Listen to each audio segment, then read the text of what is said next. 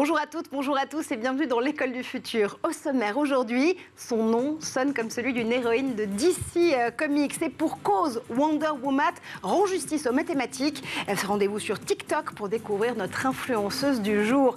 C'est mon héros de DC Comics à moi, c'est Gaël Musquet. Gaël, avec toi aujourd'hui et tes idées derrière la tech, on va revenir sur le phénomène qui s'est produit la semaine dernière pour les plus chanceux d'entre nous qui ont pu peut-être observer ces fantastiques aurores boréales sous nos latitudes. Évidemment, ce phénomène rare, tu en as été témoin. Tout à fait, je peux le photographier et je montrerai à quel point on peut profiter de ces spectacles, mais quand un orage magnétique est plus puissant, on a de quoi s'inquiéter et il faut se préparer.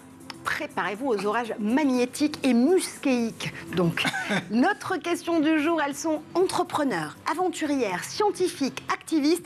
Elles font et ont fait l'histoire avec un grand H. On va se plonger dans le récit, justement, qu'elles écrivent pour changer le monde.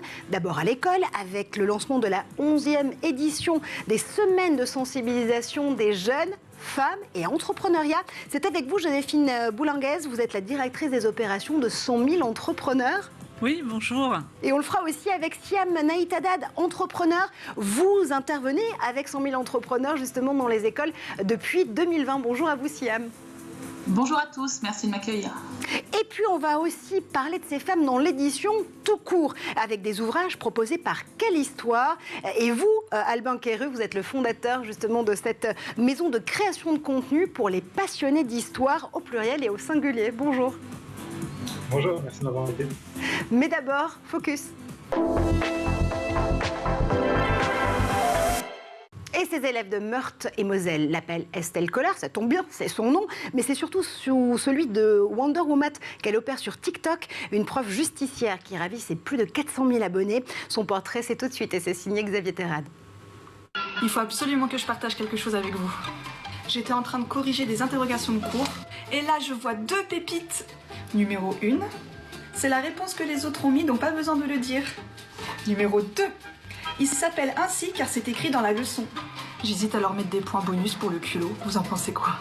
Sur les réseaux sociaux, Estelle Collard se moque un peu de ses élèves, mais elle les aide surtout beaucoup.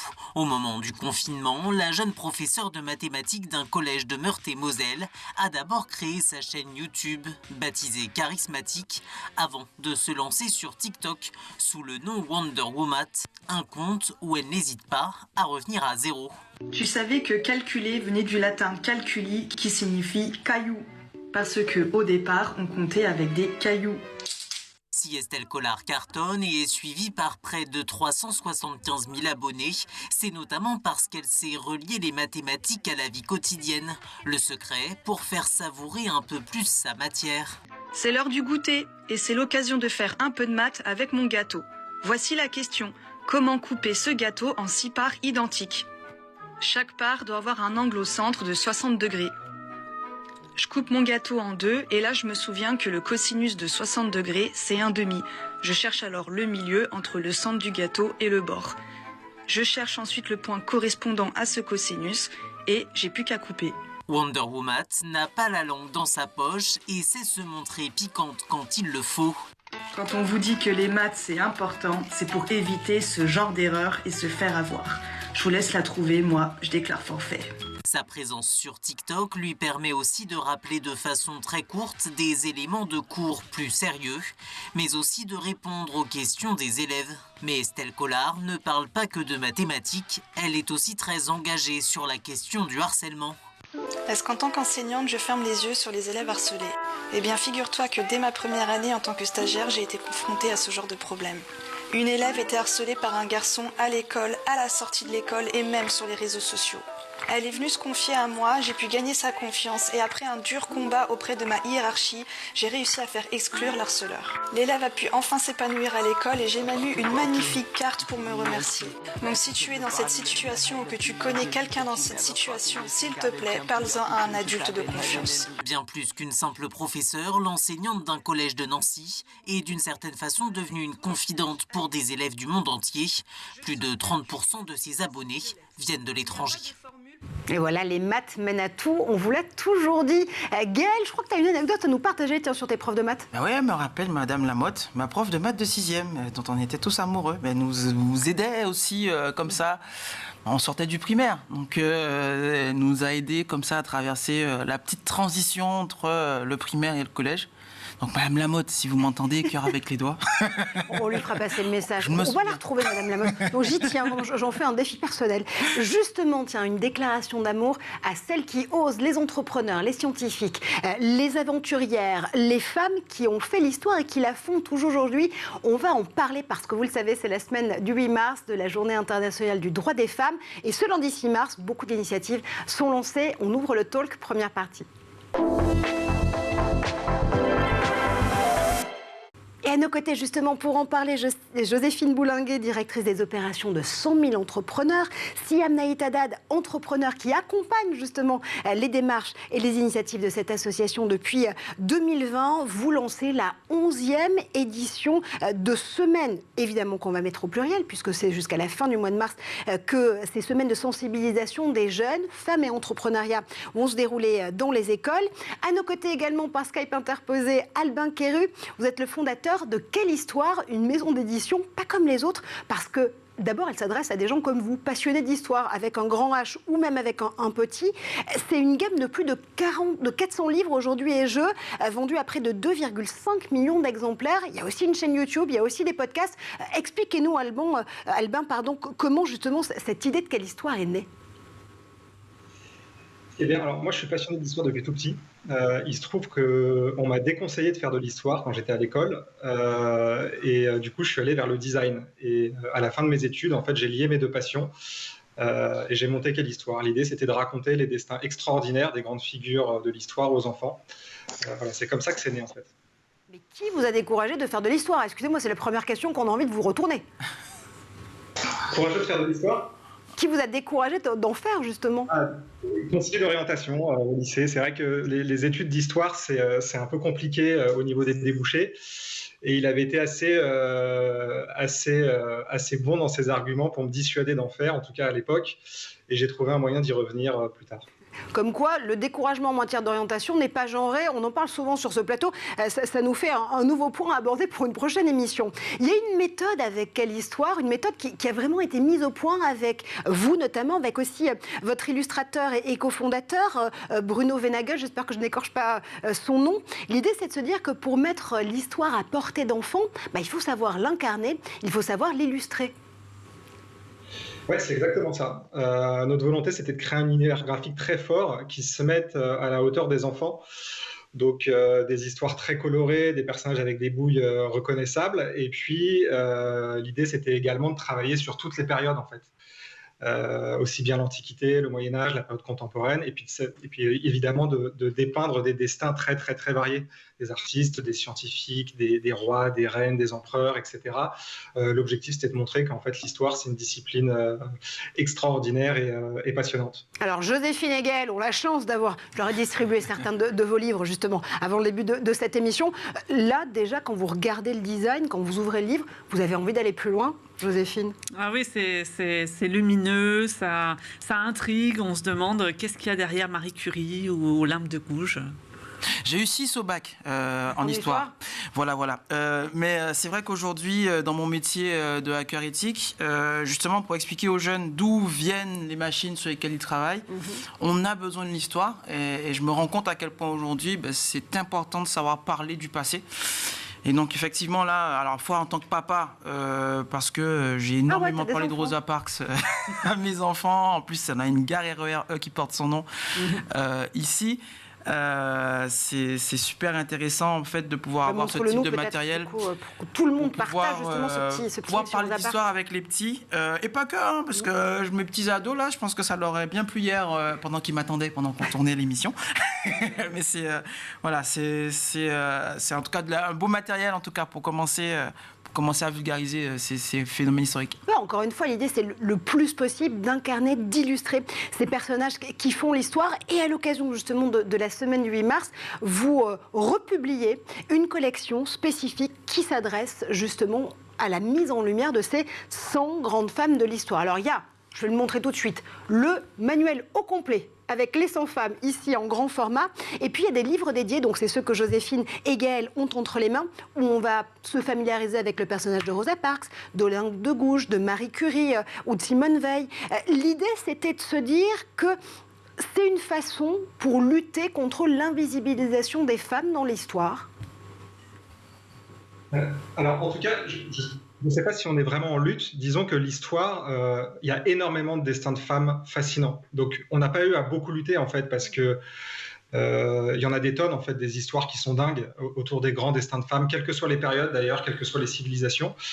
Néanmoins, c'est vrai que c'est souvent des destins qui sont parfois un peu méconnus, ou en tout cas qu'on met peu en lumière à l'école. Et du coup, l'un de nos objectifs, c'était de faire connaître ces destins-là, quoi, des artistes, des scientifiques, des guerrières, des révolutionnaires, des militantes. Il y en a énormément et les histoires sont passionnantes. Du coup, finalement, ça a été assez simple de bâtir une gamme d'ouvrages autour des grandes femmes de l'histoire parce qu'il y en a énormément. Et vous ne masquez rien d'ailleurs. Moi, j'ai notamment réappris grâce à vous l'existence de cette aviatrice absolument incroyable, Caroline Aigle, qui est décédée en 2007 à l'âge de 32 ans d'un cancer, qui a été une des premières femmes justement à pouvoir réaliser ses exploits sportifs, ses exploits évidemment militaires aussi. La première femme à devenir pilote de chasse et à intégrer l'armée de l'air notamment. Vous ne masquez pas la réalité aux enfants, vous ne l'édulcorez pas? Non, toute la difficulté, en fait, c'est justement de leur raconter des choses assez factuelles, même lorsque le destin des figures parfois est un peu compliqué. De toute façon, en histoire, c'est souvent comme ça, hein, ça ne se termine pas toujours bien. Mais donc c'est toute la difficulté et tout le charme de notre métier d'éditeur. Quand on doit raconter l'histoire de Jeanne d'Arc, forcément ça se termine assez mal. Vous parliez de Caroline Aigle, aviatrice, pilote de chasse. Amelia Earhart, c'est pareil, une des très très grandes aviatrices de l'histoire pour qui ça se termine mal pendant un tour du monde. Ça fait partie du job de raconter les choses sans les édulcorer, en effet. Et justement montrer, encore une fois, avoir cette réalité historique. J'imagine que le pari, ou plutôt la tâche la plus difficile, ça a été de sélectionner ces 100 grandes femmes. Ouais, c'est vrai. C'est toujours difficile, on est obligé de faire des choix. Mais c'est ça aussi, le métier d'éditeur, c'est faire des choix. L'important pour nous, c'était d'être assez équilibré aussi en termes de période, de montrer finalement que des femmes importantes qui ont compté, il y en a à toutes les périodes, même au Moyen-Âge, même pendant l'Antiquité, évidemment aujourd'hui aussi, mais tout au long de l'histoire, finalement, il y a des destins comme ça qui sont incroyables, fascinants et qui méritent d'être racontés aux enfants. Quelle est celle qui vous a le plus étonné en tant qu'éditeur ? Celle qui m'a le plus étonné, alors il y en a une que j'aime bien, c'est Boadicée. Boadicée, elle n'est pas très connue, mais c'était une reine guerrière qui vivait en Grande-Bretagne à l'époque des Romains. Et donc les Romains qui font la conquête de la Gaule, et puis ensuite ils poursuivent sur la Bretagne. Elle est humiliée par les Romains, son peuple est violenté, ses enfants aussi, et elle décide de se rebeller. Elle arrive à lever une armée de 100 000 hommes et elle tient tête aux légions romaines. Elle leur inflige plusieurs défaites. On est au 1er siècle après Jésus-Christ, donc on est à l'apogée de l'Empire.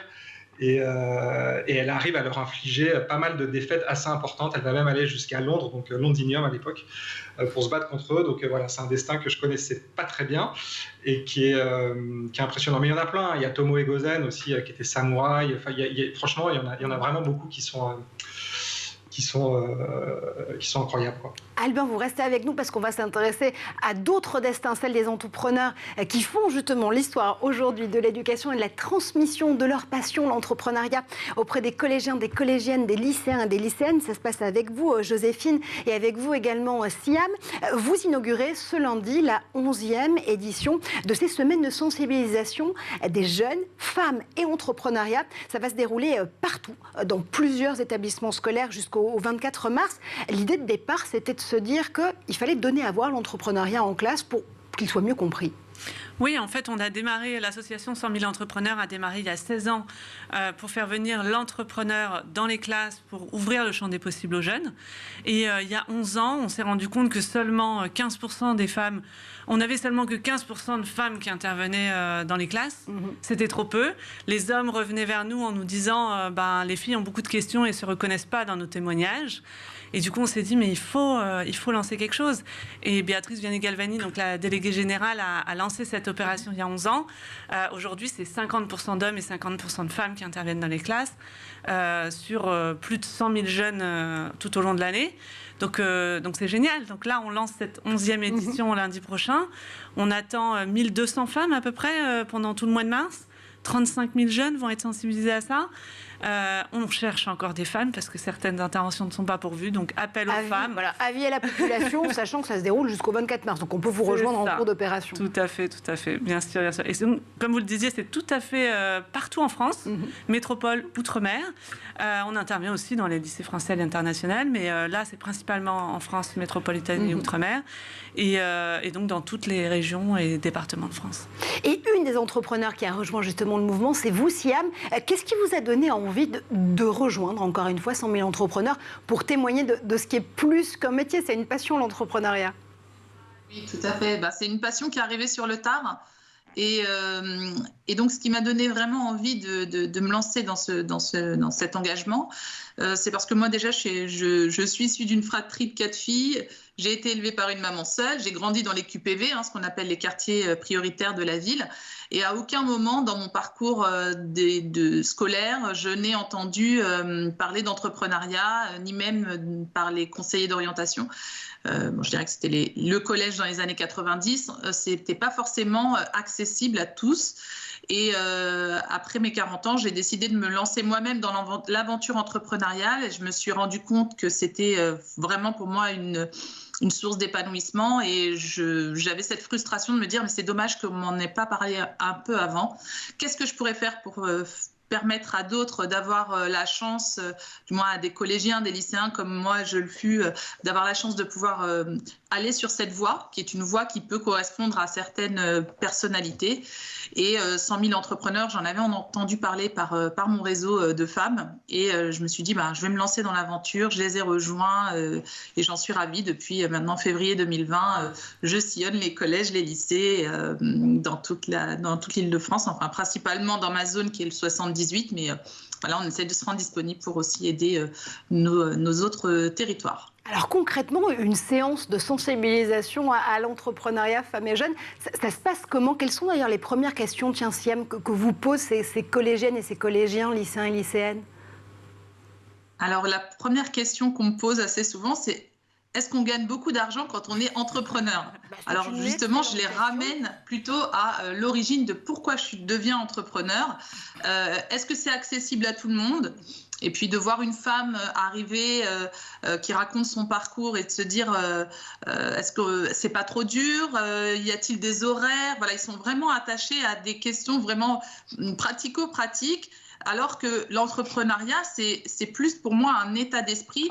Je leur rappelle que oui, on peut entreprendre, créer son entreprise ou son auto-entreprise, mais aussi on peut être un entrepreneur de son projet de vie, on peut entreprendre dans l'associatif. Voilà, c'est plutôt une notion qu'il faut essayer d'avoir au quotidien pour pouvoir guider ses projets.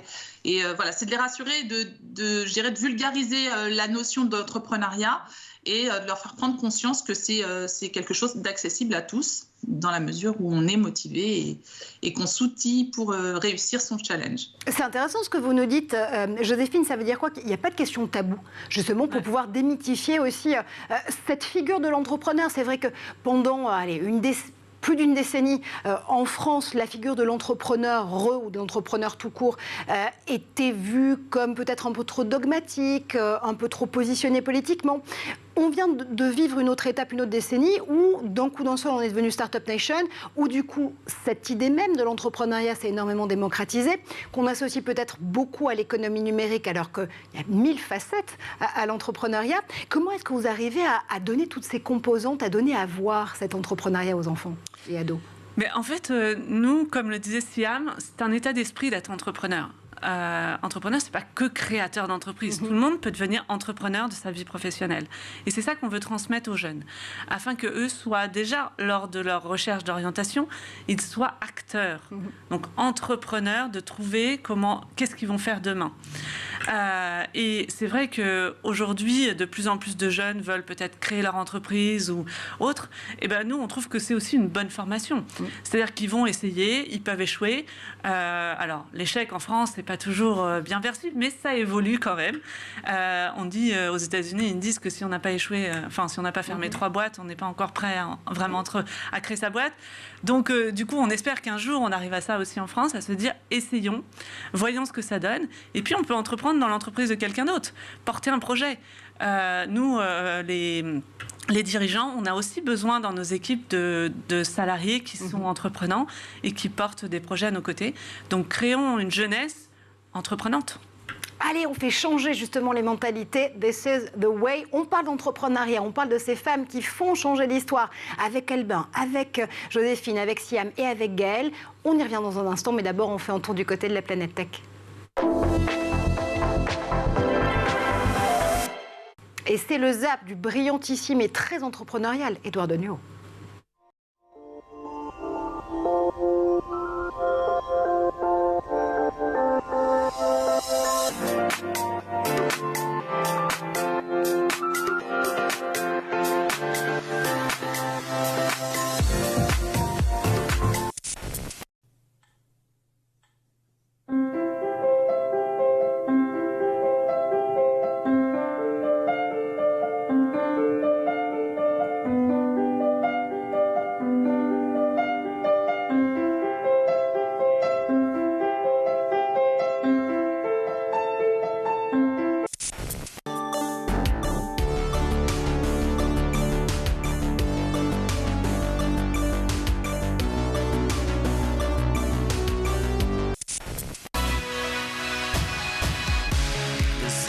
So brightly up in the summer sky, I shouted at the mountain.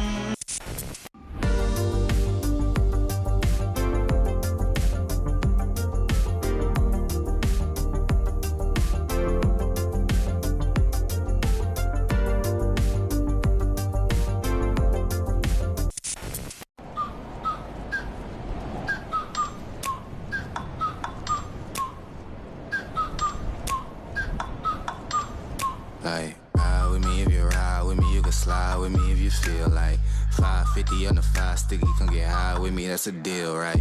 Ride with me if you ride with me, you can slide with me if you feel like 550 on the 5 sticky, come get high with me, that's a deal, right?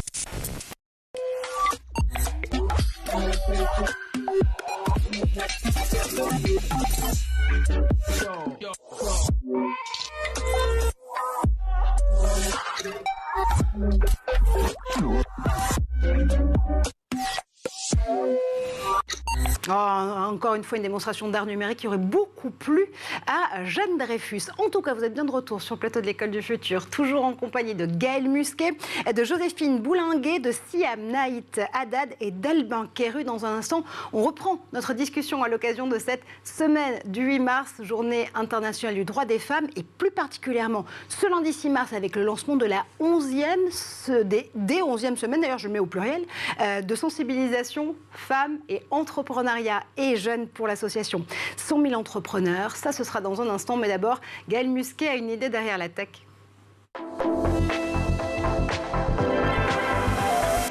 Et quelle idée, quelle image même, puisqu'on va plonger dans l'univers des aurores boréales avec toi, Gaëlle. On a eu la chance, d'ailleurs, en France, sous nos latitudes, de pouvoir en observer il y a quelques jours. Tout à fait. Donc, dans les nuits du 26 et du 27 février dernier, on a eu, dans le nord de la France, plus précisément, la chance de voir ces aurores boréales. Alors, le 27 février, ça a été extrêmement furtif. La photo qu'on voit là, c'est une photo de réglage. Donc, j'ai une pause de 5 secondes, mais que je faisais pour régler l'appareil. Et ensuite, l'aurore a été disparue.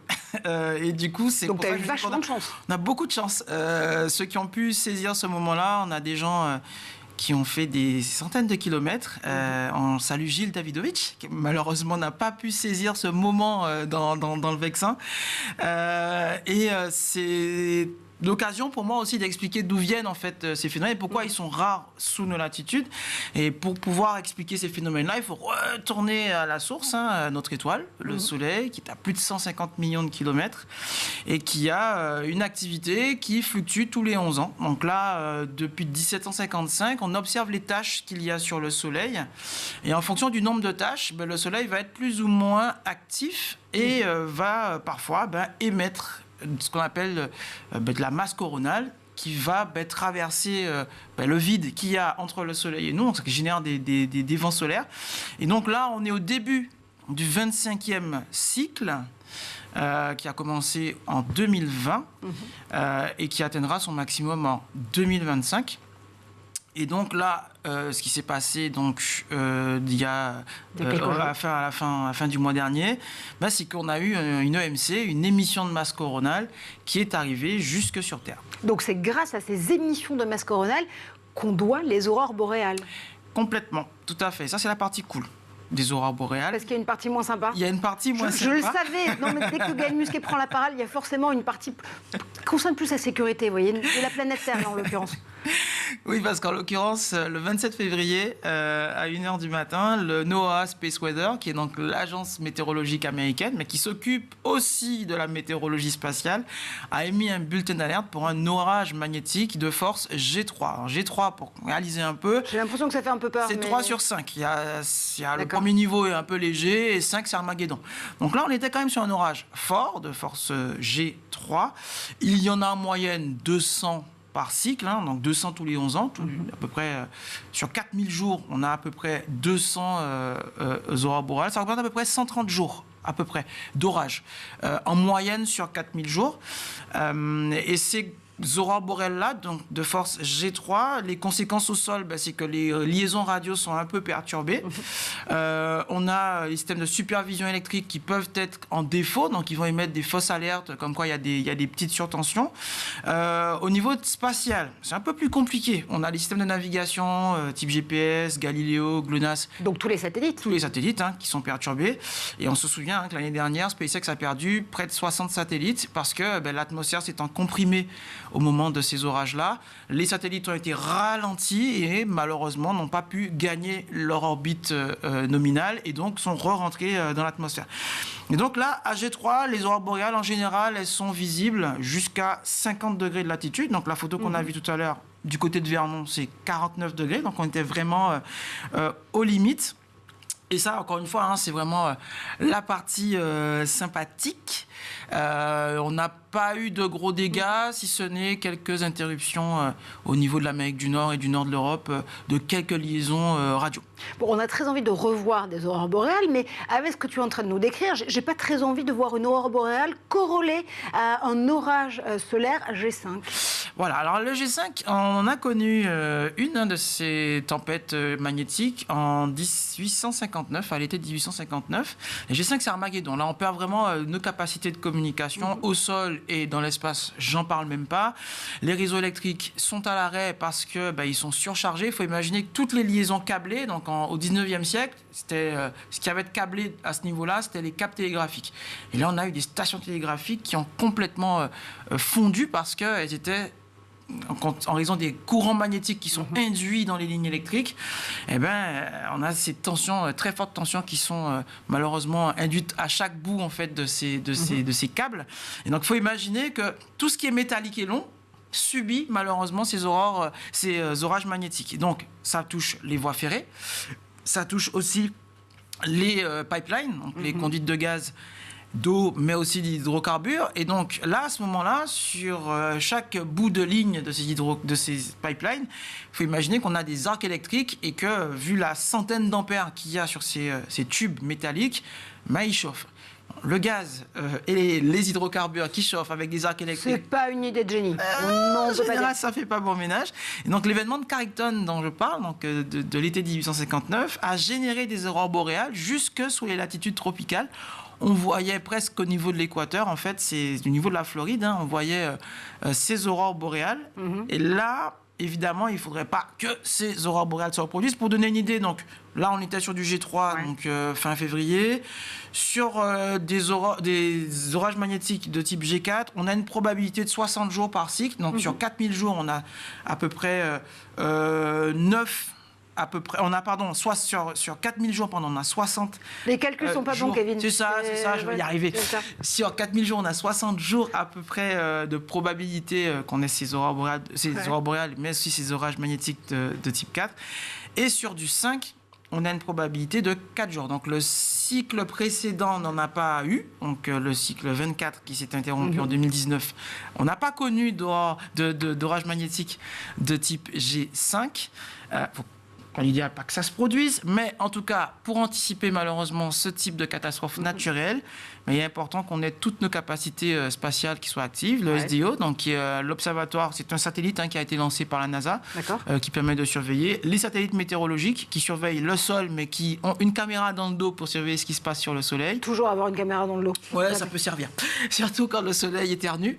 Et donc là, effectivement, sur toutes nos infrastructures spatiales, numériques et électriques, il va falloir anticiper ces catastrophes naturelles qui peuvent survenir. Dans la série Le saviez-vous, le soleil éternue. Merci Gaël Mousquet pour cette démonstration absolument brillantissime. En tout cas, les aurores boréales, décidément, j'ai attrapé la même chose que toi. Les aurores boréales, c'est beau, mais méfiez-vous tout de même des orages magnétiques qui se cachent derrière. Vous étiez fascinée, Joséphine, pendant cette chronique. Un peu terrifiée aussi, je vous comprends. Ça va aller. J'ai découvert un monde... Non, c'est vrai que ça fait rêver. On a tous envie d'en voir, mais là, du coup, peut-être moins. Jusqu'à G3, c'est cool. Après, il faut éviter les G4 et les G5. On va continuer à rêver, nous justement, avec ces femmes qui font l'entrepreneuriat, l'économie, qui font les sciences, qui font l'histoire. On continue notre discussion à l'occasion de cette grande semaine du 8 mars avec Joséphine, Siam, Albin et Gaël, bien sûr. Et je voulais justement vous soumettre un chiffre, en ouverture de cette deuxième partie, Joséphine, Siam, Albin et Gaël. C'est celui, qui date d'un an, quasiment jour pour jour, mais une étude très intéressante de France Active et Opinionway qui nous informait justement du fait que les jeunes, en tout cas ceux âgés entre 18 et 30 ans, souhaitent créer leur entreprise. Ils sont plus d'un sur deux à vouloir le faire. 47% veulent créer cette entreprise, elle est près d'un sur deux. 65% veulent le faire pour contribuer à changer le monde. C'est un changement radical de point de vue et de ce mindset entrepreneurial dont on parlait tout à l'heure, Joséphine notamment. Ça nous dit qu'aujourd'hui, oui, cette génération, elle veut pouvoir devenir entrepreneur pour changer les choses autour d'elle. Ah bah oui, totalement. Quand l'association a été créée il y a 16 ans, 80% des jeunes voulaient rentrer dans la fonction publique ou dans une grande entreprise. Donc voilà, et je pense que tout le collectif associatif autour de l'entrepreneuriat et des jeunes dont nous faisons partie contribue à ça depuis une quinzaine d'années, à faire changer cette mentalité chez les jeunes, leur dire que c'est possible. Et c'est en allant les rencontrer, en leur montrant des exemples. Alors c'est sûr que la télé aussi aide beaucoup avec tous ces nouveaux modèles, talk show, etc., qui montrent que c'est possible. Voilà, et il faut ouvrir ce champ des possibles aux jeunes et leur dire, tenter l'aventure. On peut penser notamment à Qui va être mon associé sur M6, qui popularise aussi l'idée de l'entrepreneuriat et du fait de pouvoir pitcher aussi son idée de projet d'entreprise à des investisseurs et investisseurs. Albin, je vais vous proposer de chausser votre casquette d'entrepreneur pour répondre notamment à cette question, parce que quand vous avez fondé cette maison de création de contenu, quelle histoire, là aussi vous avez dû monter une boîte pour pouvoir le faire. Ça vous réjouit de voir une génération qui a envie de changer le monde par l'entreprise ? Évidemment, ça fait un petit peu écho. Je pense que c'est aussi une affaire de contexte. On est sur des générations, c'était déjà le cas quand j'avais 20 ans, mais moi, tout petit, j'ai toujours entendu parler de chômage, de difficultés à trouver un emploi sur le long terme. Et puis l'entrée sur le marché du travail se faisait quand même dans des conditions avec des rémunérations très basses et sur des jobs qui n'étaient pas toujours en phase avec ce qu'on voulait faire. Moi, je n'ai pas trouvé le job qui me convenait, du coup, je l'ai créé.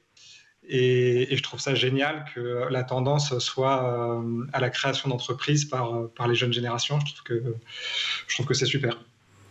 Siam, là aussi, quand vous entendez ces chiffres, vous vous dites que finalement, le pari est peut-être déjà à moitié gagné. Quand vous allez justement populariser ce mindset entrepreneurial dans les écoles, vous trouvez du répondant. Oui, totalement. Alors, c'est vrai que on se rend compte que les médias jouent un rôle quand même assez clé, notamment via différents influenceurs, différents nouveaux modèles aussi de reportage qui se font, que ce soit sur Combini, Brut, et du coup, en ayant élargi en fait le niveau d'information, le rendant plus accessible, et puis surtout avec la montée des associations et des mouvements qui s'investissent dans l'inclusion des femmes, notamment dans l'entrepreneuriat, parce que moi, c'est mon sujet principal. On se rend bien compte que les choses sont en train de changer, que quel que soit, même dans les quartiers, il se passe de belles choses. Il y a des entreprises qui se créent là où ce n'était pas possible avant. Il y a des très belles justement histoires qui sont mises en avant via les différents médias et réseaux sociaux. Et justement, cette bouffée d'espoir, moi, je suis ravie de surfer aussi dedans et de me dire j'y contribue, parce que au-delà d'être effectivement un engagement en tant que femme entrepreneur, pour moi, c'est aussi un engagement citoyen. On se doit d'accompagner notre jeunesse vers une ouverture, vers différents modèles de travail, là où on est en train de vivre une vraie transformation dans le monde du travail, notamment après la crise Covid. Et je trouve que justement l'action de 100 000 entrepreneurs qui vise à aller au plus près de ces jeunes et d'offrir des modèles d'intervention de qualité, c'est quand même important, parce que ça n'existait pas encore il y a 20 ans. En tout cas, moi, j'ai pas eu cette chance-là, et je trouve qu'on est beaucoup à s'investir, mais on devrait être encore plus. Donc, je n'hésite pas, moi aussi, dans mon rôle de relais territorial, à essayer d'attirer davantage de personnes, et surtout des femmes, pour qu'elles puissent aussi accorder deux heures, ne serait-ce que 2 heures par mois, pour aller parler dans le collège qui se trouve près de chez elles, et pouvoir avoir un impact sur cette jeunesse. Et ça va nous permettre aussi de faire un hello très amical à Moussa Camara et ses déterminés, qui mènent là aussi un travail absolument fondamental et formidable, que ce soit justement en banlieue ou que ce soit dans les territoires ruraux, pour là aussi stimuler cet esprit entrepreneurial. On pose quand même cette problématique de l'accessibilité au mindset entrepreneurial genré. Je m'explique. On sait que l'autocensure touche beaucoup de collégiennes et de lycéennes. C'est souvent une autocensure qui vient d'un biais parental avec beaucoup de bienveillance au départ. Comment est-ce qu'aujourd'hui, avec 100 000 entrepreneurs, vous pouvez leur apporter justement des preuves par l'exemple qu'il faut laisser tomber ces biais-là? Mais en fait, déjà, rien que quand on fait venir l'entrepreneur, alors femme ou homme, déjà dans la classe, ça ouvre le champ des possibles. L'année dernière, on a fait une étude pendant les semaines de sensibilisation à l'entrepreneuriat portées par les femmes, et 2/3 des jeunes ont évoqué le fait que ça pouvait ouvrir le champ des possibles vers d'autres projets. Et 3/4 se sont dit, peut-être que moi, je pourrais faire un projet qui me plaît. Donc, on sème cette petite graine. Après, c'est vrai que les parents et les enseignants ont toujours cette crainte de se dire il faut le meilleur pour mes enfants. Donc, eux, ils sont un peu plus frileux à les laisser tenter une autre aventure. Mais tous ces témoignages et ces parcours d'expérience qu'on leur apporte leur montrent que c'est possible, en fait, pour eux. Et on parlait des déterminés. Encore hier, deux jeunes des déterminés sont intervenus à Mulhouse. Ils étaient super contents. Les jeunes... l'enseignante, en fait, à la base, elle voulait plutôt une femme entrepreneur. On n'a pas trouvé, parce que des fois, on ne trouve pas toutes les femmes, parce qu'il nous en manque. Et bien, c'est 2 hommes qui sont allés à la rencontre de ces jeunes. Et ça a été juste une révélation pour ces jeunes. Ils se sont dit, ah mais oui, mais nous aussi, on peut faire ça, on peut se développer. Et ça fait découvrir aussi l'évolution des réseaux d'accompagnement. Parce que ça, c'est important que les jeunes se disent, quand on rentre dans l'entrepreneuriat, on peut être accompagné. Il y a 13 ou 14 ans, quand moi j'ai créé mon entreprise, les réseaux d'entrepreneurs, en tant que femme, on n'avait pas grand-chose, quoi, les coworking, les incubateurs, tout ça.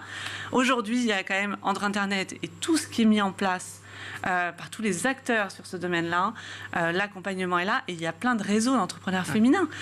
Les Premières, Femmes chefs d'entreprise, Bouge ta boîte, Femmes des territoires.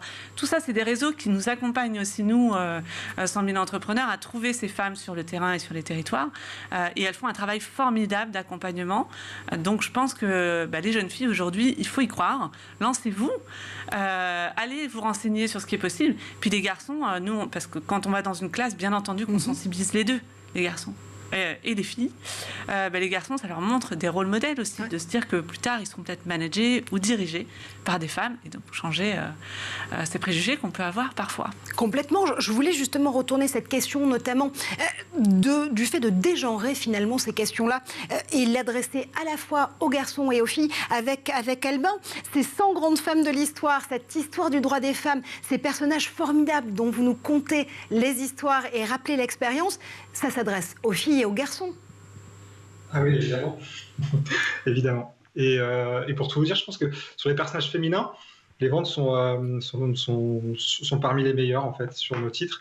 Mais bien sûr qu'on s'adresse aux petits garçons et aux petites filles. Il n'y a pas de clivage là-dessus.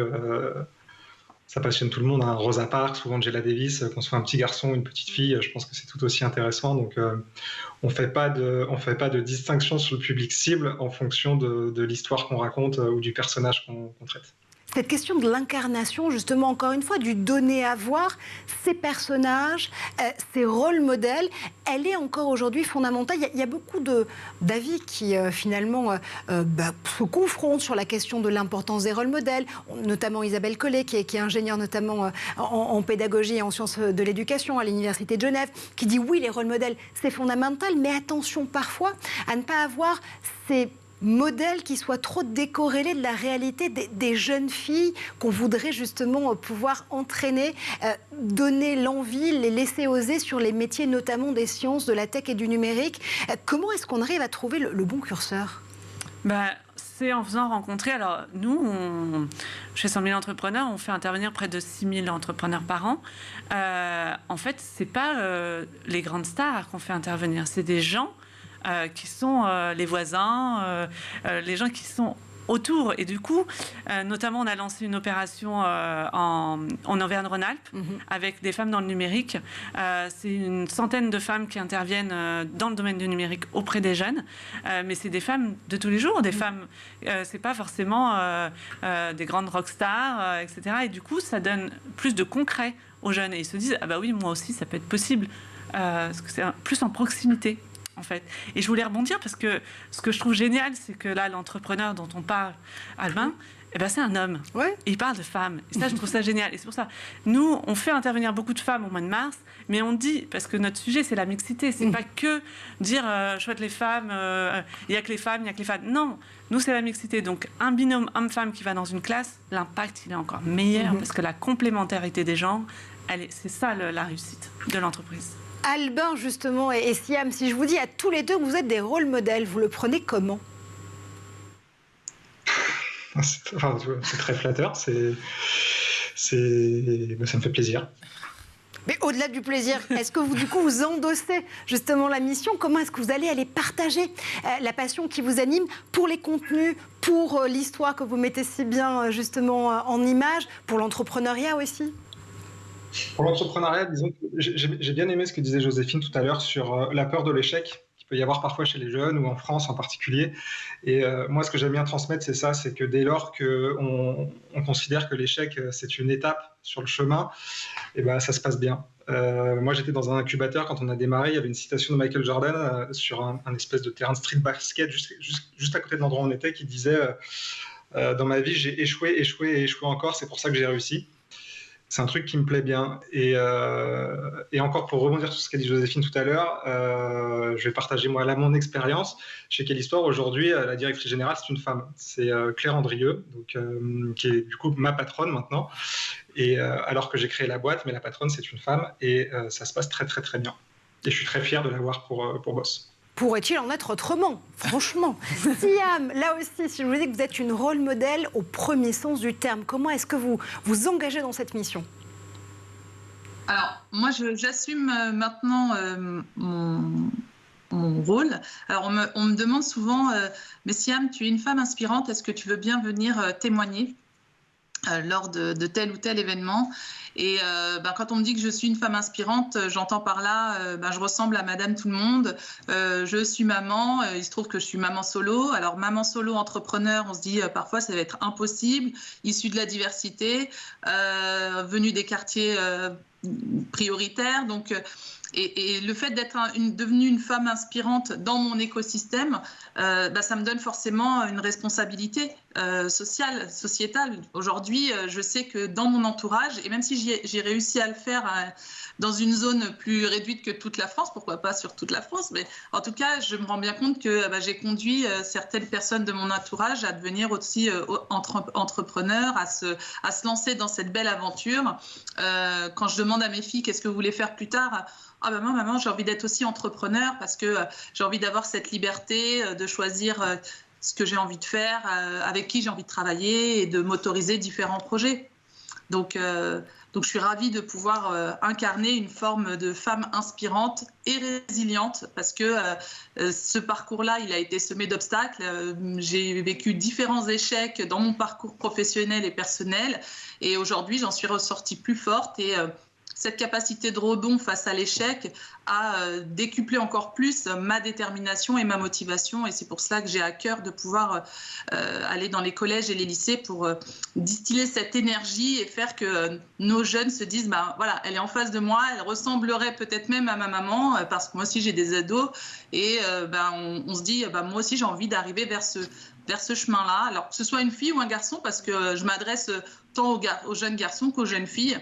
Et dans une classe où il y a 20 ou 30 élèves, si on se dit qu'il y en a 2-3 qui, pendant cette séance-là, ont ressenti quelque chose et qui viennent à la fin de la séance vous dire « Madame, merci, je vais me rappeler justement de tel schéma que vous avez expliqué pour comment vaincre la peur de l'échec », s'il y a 2-3 personnes qui viennent, c'est déjà un challenge encore plus réussi parce qu'on se dit voilà, on a impacté, on a inspiré et potentiellement on a ouvert le champ des possibles là où peut-être la personne se censurait sans le savoir. Voilà. Et c'est la plus belle des réponses. Merci infiniment Siam pour avoir participé à cet épisode de l'École du Futur. Merci à Albin aussi et ses 100 grandes femmes de l'histoire. Albin, on vous retrouve évidemment avec ses éditions Quelle Histoire, en podcast également sur votre chaîne YouTube et avec ses 400 livres. Et je remercie également à Joséphine pour 100 000 entrepreneurs. On vous retrouve au cours de ce mois de mars littéralement dans toutes les classes en métropole et en Outre-mer notamment et aussi dans quelques lycées à l'étranger.